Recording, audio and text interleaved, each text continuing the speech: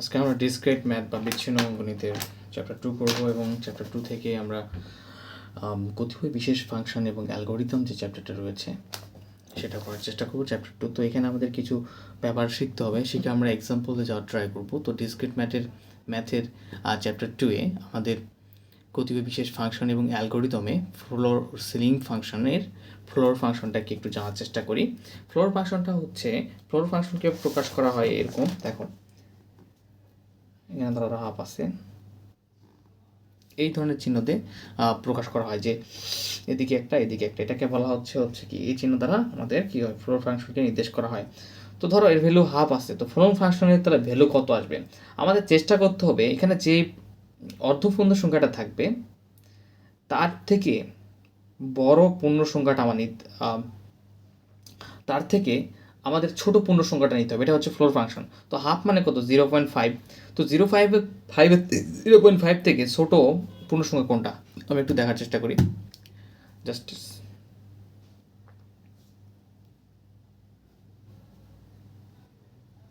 দেখো, এটা মনে করো যে একটা সরল রেখা 0 1 2 3, এখানে মনে করো যে -1 -2।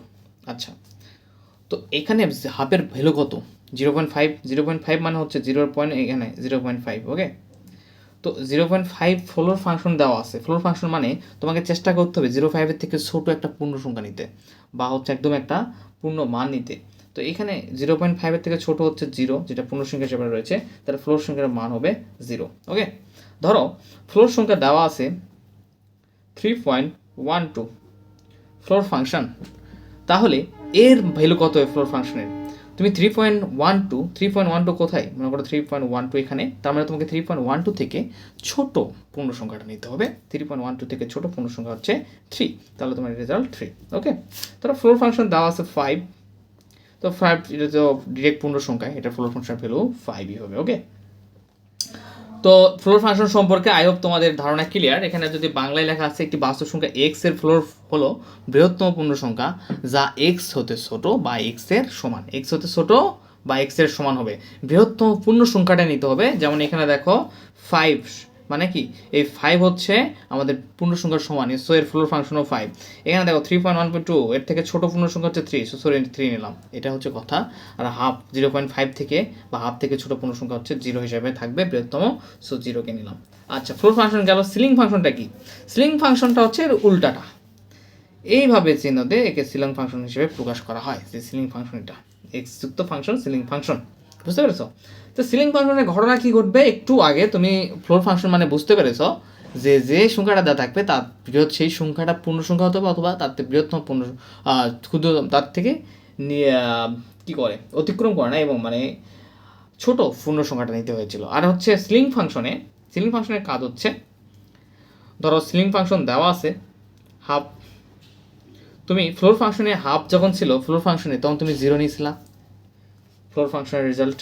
এখন সিলিং ফাংশনে তাহলে কত নিবা? সিলিং ফাংশনে হচ্ছে তোমাকে দেখতে হবে হাফ মানে এর থেকে বড় পূর্ণ সংখ্যাটা দেখতে হবে। সিলিং ফাংশন মানে হচ্ছে ছোট পূর্ণ সংখ্যা, ফ্লোর ফাংশন মানে হচ্ছে ছোট পূর্ণ সংখ্যাটা, আর ফ্লোর ফাংশন মানে হচ্ছে সিলিং ফাংশন মানে হচ্ছে বড় পূর্ণ সংখ্যা নিতে হবে। তো সিলিং ফাংশনের রেজাল্ট আসবে কত এখানে, তাহলে 1। আর একটু আমরা দেখার চেষ্টা করি। ধরো সিলিং ফাংশন দেওয়া আছে 3.12 সিলিং ফাংশন, তাহলে 3.12 থেকে বড় যে পূর্ণ সংখ্যাটা সেটাই হবে আমাদের 3.12 থেকে বড় পূর্ণ সংখ্যা কত 4, এটা হচ্ছে আমাদের সিলিং ফাংশন। তাহলে আমাদের সিলিং ফাংশন বুঝতে পারলাম, এবং হচ্ছে আমরা ফ্লোর ফাংশনও বুঝতে পারলাম। I hope floor function ceiling function কী ছিল একবার রিমাইন্ড করি। ফ্লোর ফাংশন ছিল যে মানটা দেওয়া থাকবে তার থেকে ছোট পূর্ণ সংখ্যা নিতে হবে, ওই মানটাকে নিতে হবে যদি পূর্ণ সংখ্যা হয়ে থাকে। সিলিং ফাংশনের ক্ষেত্রে যে মানটা দেওয়া থাকবে সিলিং ফাংশনে তার থেকে বড় পূর্ণ সংখ্যাটা নিতে হবে, অথবা সেই সংখ্যাটা যদি পূর্ণ সংখ্যা হয়, যেমন 3 সিলিং ফাংশন, তাহলে এটাকে আমরা 3 হিসেবে নিতে পারবো, কারণ এটা হচ্ছে পূর্ণ সংখ্যা হিসেবে আছে। আর ট্রেনের নয়েজের জন্য দুঃখিত, ওকে। তো এখানে সিলিং ফাংশন ও ফ্লোর ফাংশনের মধ্যে একটা সম্পর্ক তৈরি করেছে, যে এটা হচ্ছে আমাদের ফ্লোর ফাংশন ইকুয়াল হচ্ছে যখন এক্স পূর্ণ সংখ্যা, তখন এই সিলিং ফাংশন এবং ফ্লোর ফাংশন একই হবে। যেমন দেখো পূর্ণ সংখ্যা যখন 3, তখন কিন্তু ফ্লোর ফাংশন সিলিং ফাংশনটাও 3 আসতেছে।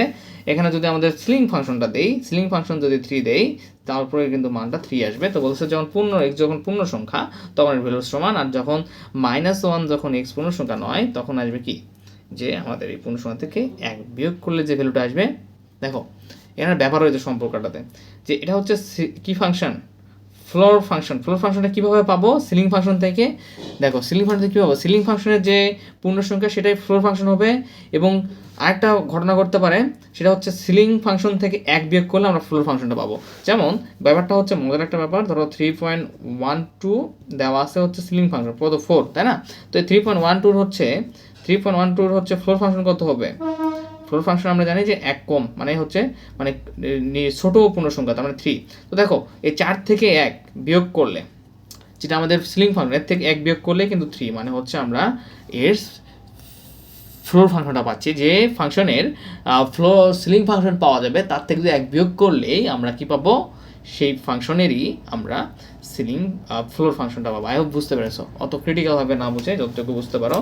এখানে আর কোনো তেমন কিছু জানার নাই, আমরা ডাইরেক্ট ম্যাথে চলে যাবো। জানার থাকলেও ম্যাথ করতে করতে বুঝতে পারবা। গাউস ফাংশন রয়েছে, গাউস ফাংশন আর হচ্ছে গাউস ফাংশনের ব্যাপারটা আর হচ্ছে আমাদের যেটা ফ্লোর ফাংশন রয়েছে প্রায় একই, যেমন 5.25 মানে হচ্ছে এইদিকে ব্র্যাকেটে থার্ড ব্র্যাকেটে প্রকাশ, ছোটোটা নিতে হবে, ব্যাপারটা সেম, ঠিক আছে?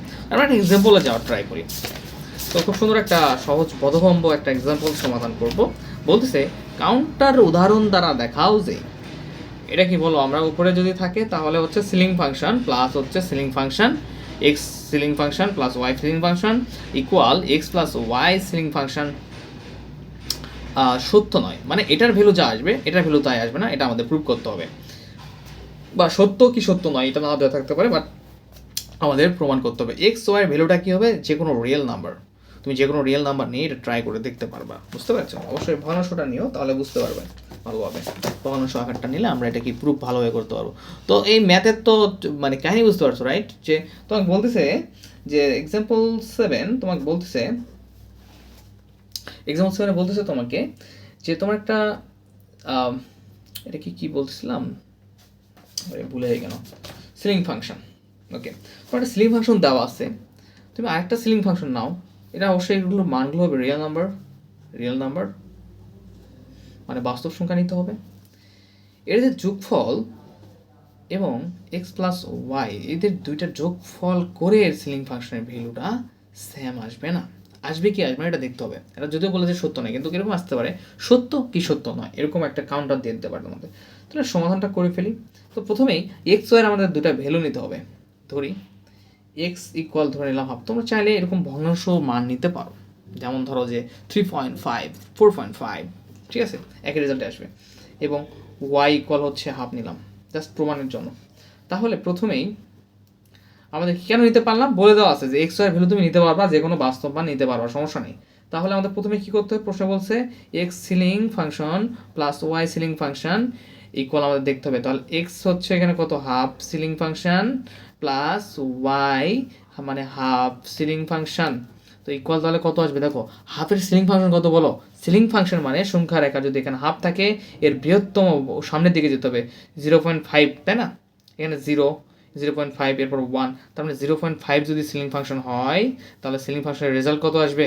সিলিং ফাংশন যদি 0.5 থাকে, হাফ থাকে, তাহলে বৃহত্তম মানটা নিতে হবে মানে উপরের দিকে। তাহলে 0.5 থেকে বড় পূর্ণ সংখ্যা কোনটা, 1 নিতে হবে।